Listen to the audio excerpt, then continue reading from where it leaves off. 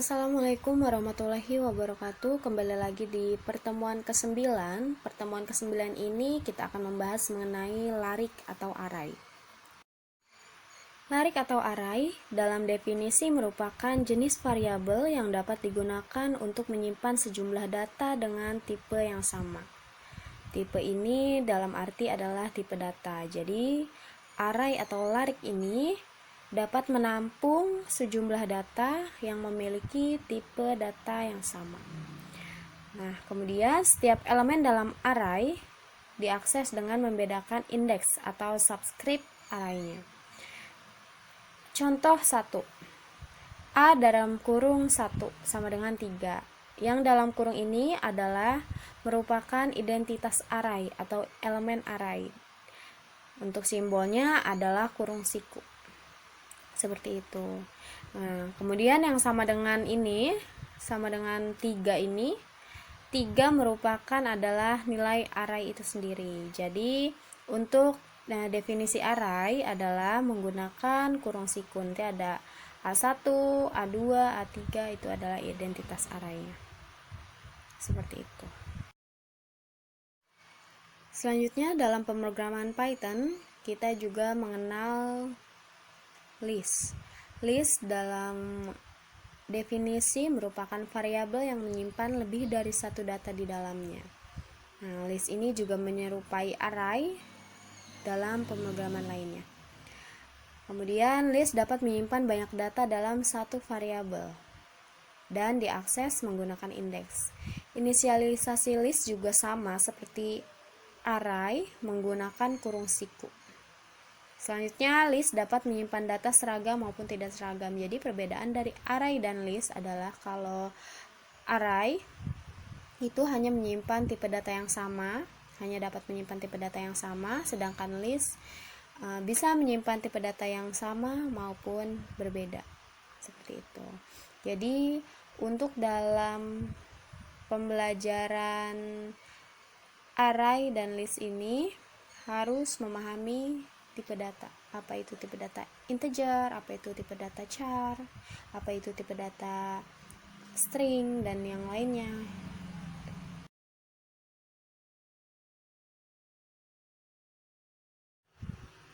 Baik, kita lanjutkan perbedaan list dan array. Nah, seperti yang sudah saya jelaskan, array ini dapat menyimpan banyak data dengan tipe data yang sama. Sedangkan list dapat menyimpan banyak data dengan tipe yang berbeda-beda. Kemudian contoh program list dengan tipe data yang berbeda. Di sini ada sebuah program. Nah, di baris pertama data sama dengan dalam kurung 1,2, sistem informasi, Sandrina, 1,2, 0,3.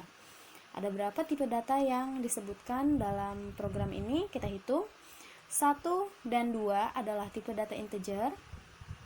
Kemudian sistem informasi adalah tipe data string, Sandrina tipe data string, 1,2 dan 0,3 adalah tipe data float. Nah, jadi ada 3 tipe data dalam program ini. Nah, kita lihat baris kedua, print data dalam kurung 2. Nah, hanya 2 data yang disebutkan. Jadi, kita lihat hasil programnya yang berwarna hitam di samping 1 dan 2 saja karena hanya 2 data yang dipanggil. Kemudian di baris ketiga, print data dalam kurung 4.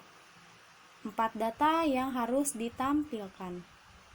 Jadi yang muncul adalah 1, 2, sistem informasi, dan Sandrina. Kemudian di baris keempat, print data dalam kurung length data min 3. Nah, akan memanggil data 3 data dari kiri, yaitu Sandrina 1,2 dan 0,3. Nah, untuk dimensi array terdiri dari 2 jenis, yaitu array dimensi 1 dan array dimensi 2. Kita lanjutkan di slide selanjutnya. Array berdimensi 1, yaitu sebuah variabel yang menyimpan sekumpulan data yang memiliki tipe sama dan elemen yang akan diakses hanya melalui satu indeks atau subscript. Bentuk umumnya seperti ini. nama array dalam kurung jumlah elemen.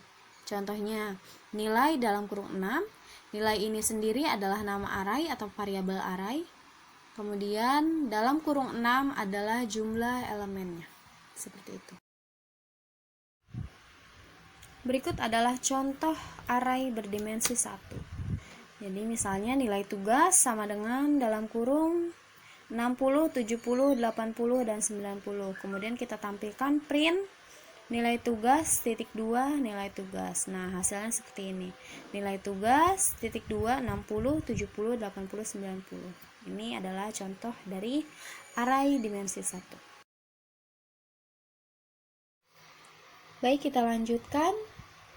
Array dimensi 2. Array dimensi 2 juga bisa disebut sebagai array bersarang. Kemudian array dimensi 2 itu terdiri dari baris dan kolom. Nah, kita lihat bentuk umumnya. Nama array dalam kurung jumlah elemen baris dalam kurung jumlah elemen kolom. Jadi, perbedaannya array dimensi 2 adalah memiliki baris dan kolom. Nah, contohnya, nama array dalam kurung 2 dalam kurung 3. Nama array ini sendiri adalah variabel array. Kemudian dalam kurung 2 adalah jumlah baris, dalam kurung 3 adalah jumlah kolom.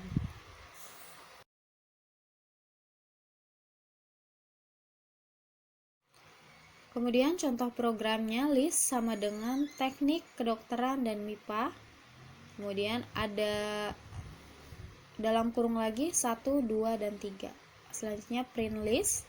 Hasilnya adalah teknik kedokteran MIPA 1, 2, dan 3.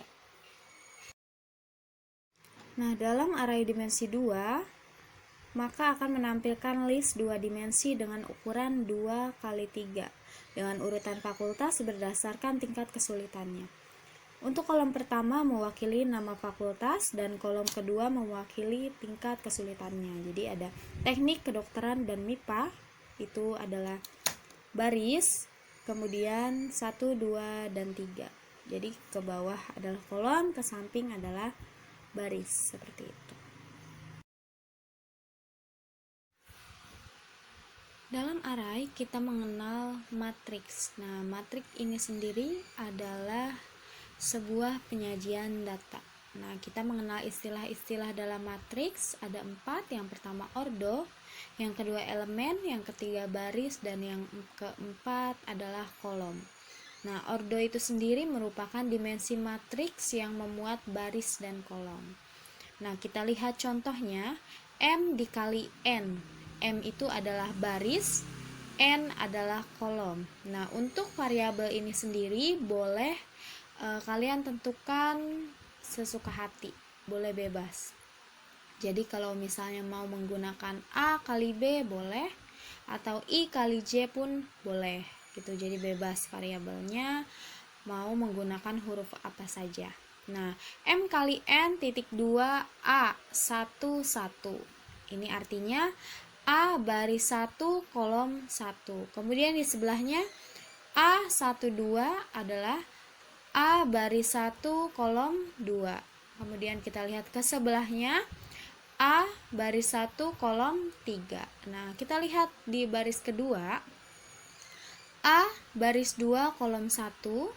Kemudian A22 adalah artinya A baris 2 kolom 2 dan seterusnya. Jadi seperti itu cara pembacaan dalam matriks. Nah, kemudian kita lihat ada ordo 3 kali 3, yaitu ada 3 baris dan 3 kolom, 2 1 2, 3 0 1, dan 2 0 0. Kita lihat hasilnya, A baris 1 kolom 1 sama dengan 2. Kemudian di sebelahnya A baris kolom 2 baris 1 sama dengan 3.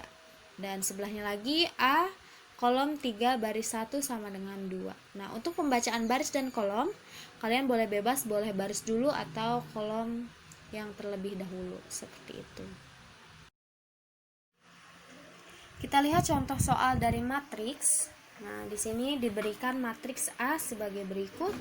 Kita bisa lihat bahwa matriks A ini memiliki 4 baris dan 4 kolom. Jadi matriks A memiliki ordo 4 kali 4. Nah, perintah pokok yang digunakan pada pengisian matriks A adalah A dalam kurung I, J, seperti yang kita tahu bahwa I adalah baris, J adalah kolom yang sebelumnya saya jelaskan. A dalam kurung I, J sama dengan 1, itu kondisinya jika I lebih kecil sama dengan J.